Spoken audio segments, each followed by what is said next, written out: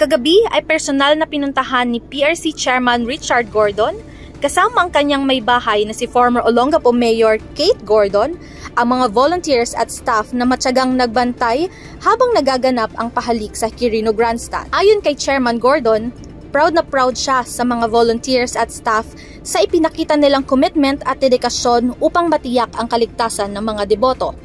Ayon sa kanya, matatawag na rin na debosyon ng mga taga-Red Cross ang taunang pagbabantay ng PRC sa mga deboto ng mahal na poong Jesus Nazareno. As of 7:30 AM ay mayroon ng 119 na individual ang naging pasyente at natulungan ng Philippine Red Cross sa mga first aid stations na nakapalibot sa ruta na daraanan ng traslasyon.